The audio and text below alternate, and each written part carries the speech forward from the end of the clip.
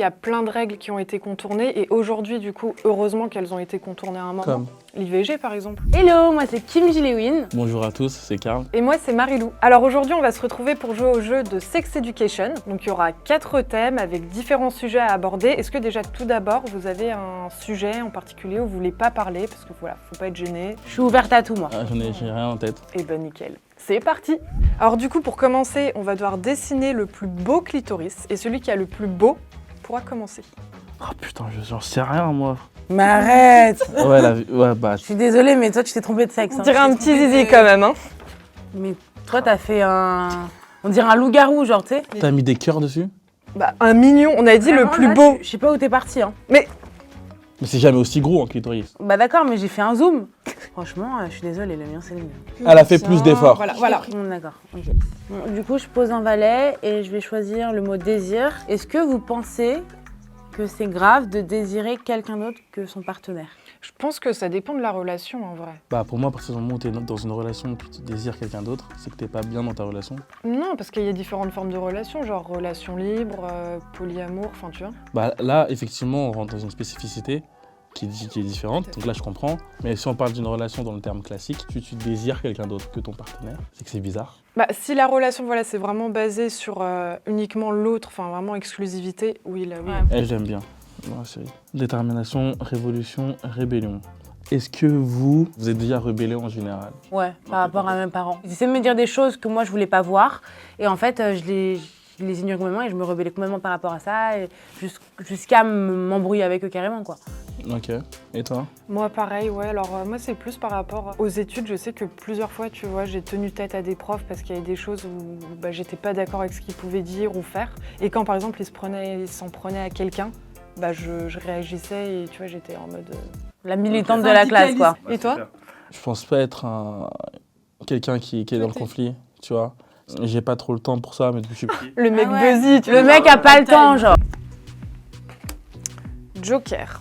Du coup, là, je vais trouver un thème et ça sera soit j'ai ou je n'ai jamais. Est-ce que vous avez déjà piqué le crush d'un ou d'une pote? Jamais. Je n'ai jamais, mais ça m'est déjà arrivé qu'on me le fasse. Ah, Et une bonne pote ou... Ouais, bonne pote, mais bon, au final, il n'y a rien eu avec entre eux. Mais c'est des potes que je fréquente plus aujourd'hui. Hein. Ah voilà. Bye bye. ok. Et toi, c'est arrivé, ça? C'était pas ma pote, tu vois. Non, mais tu te justifies pas. Non mais c'était pas une pote, c'était... Enfin, je sais qu'elle était sur lui, après, voilà quoi. Si c'était une pote, non, bien sûr que non, mais là... Moi, c'est un truc... non, je suis vraiment pas dans ça, moi. C'est trop de problèmes. Lui, il est trop... Mais oui, il est Non, trop, non, genre, mais- reculé, genre. C'est trop de problèmes. T'es là, tu parles à une meuf, ton pote il essaie de la gérer, t'apprends que ton pote il t'appelle à 2h du matin. Ouais, comment ça, tu parles à elle? Ah, ça sent le vécu, là.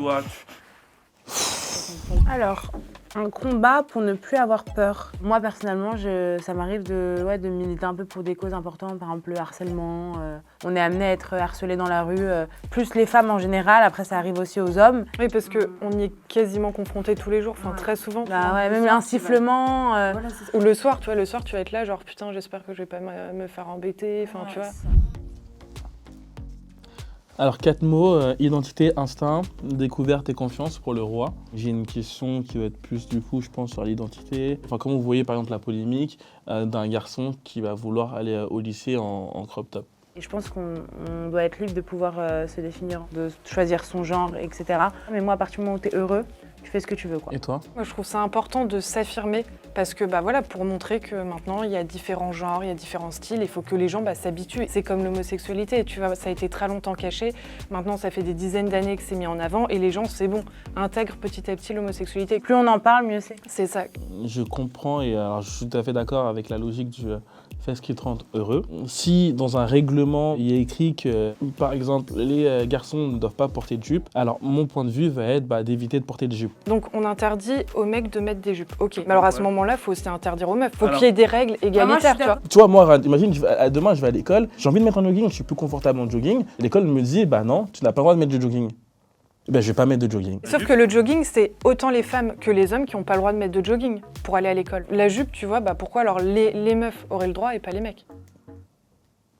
Il y a plein de règles qui ont été contournées et aujourd'hui, du coup, heureusement qu'elles ont été contournées à un moment. Comme L'IVG, par exemple. Ou la contraception, il y a 100 ans, c'était interdit. 3 mots, sentiment, romance, blessure. Alors moi j'ai une question, ça va être, est-ce que vous avez déjà quitté quelqu'un par téléphone ou par SMS ou est-ce que ça vous est déjà arrivé? Oui, j'ai déjà quitté quelqu'un par téléphone. Ok. Je pense que c'est pas la meilleure solution à faire, mais c'était une période où vraiment j'avais pas envie de revoir la personne. Est-ce que déjà avant, vous vous embrouillez pas? Ah oui, non, mais Vous ça aviez allait déjà pas depuis un beaucoup moment, parlé? bien sûr. Ah non, on en Ouais, a c'est pas pas la parlé, grosse surprise en mode dans Un peu, si un peu, mais j'avais mes raisons, quoi. Moi, c'était les deux. On commence à discuter par message et puis au bout d'un moment, on se dit on arrête. Et on s'est plus jamais revus. Moi, si je me fais quitter par téléphone, je m'en fous. Hein. Calme-toi, fais pas le mec macho, le mec qui s'en fout de tout. La meuf, t'es fou amoureux d'elle, Bah oui, comment elle t'appelle, elle te dit je te quitte, tu vas pas pleurer, Bah, en vrai de vrai, enfin, de toute façon, si elle veut te quitter, elle va te quitter quand même si tu la vois. Tant que c'est dans le respect, tu vois, de l'autre déjà. Oui, voilà, c'est sûr. Du coup, dernière question. Joker, et on va parler d'un truc qui a rien à voir pour changer.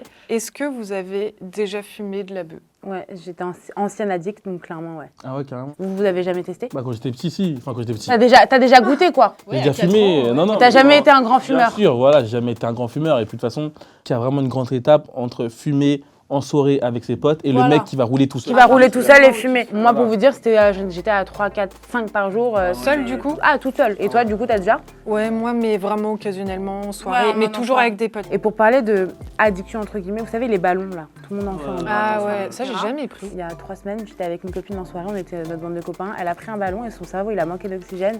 Et elle est tombée à cause du ballon. Traumatisme crânien, elle s'est cassée tout l'os de l'oreille, elle entend plus d'une oreille, elle est sourde d'une oreille. Enfin, À vie, histoire de sourde à malade. vie. On ne sait pas encore, elle va sûrement se faire opérer du cerveau là, on ne sait pas encore. Franchement, le ballon, c'est une dinguerie ce qui se passe. Je connais quelqu'un qui a perdu ses doigts, genre en mode.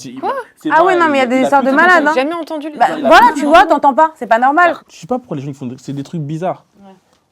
On peut s'amuser et passer une très bonne soirée avec un jeu de cartes Sex Education. Moi, Oh on en apprend plein sur les uns et les autres. ça, et puis je trouve, tu vois, vu qu'il y a le débat, tu vois, ça t'amène sur d'autres trucs et tout, et tu réfléchis. Ah, moi là, j'ai réfléchi de ouf. Hein. Ah là, Puis c'est intéressant d'avoir d'autres avis, tu vois, divergents, même si c'est pas en accord avec toi ce que tu penses. Bah, je trouve ça cool de confronter quand même, tu vois. franchement, je valide. On valide ou pas? On valide fort.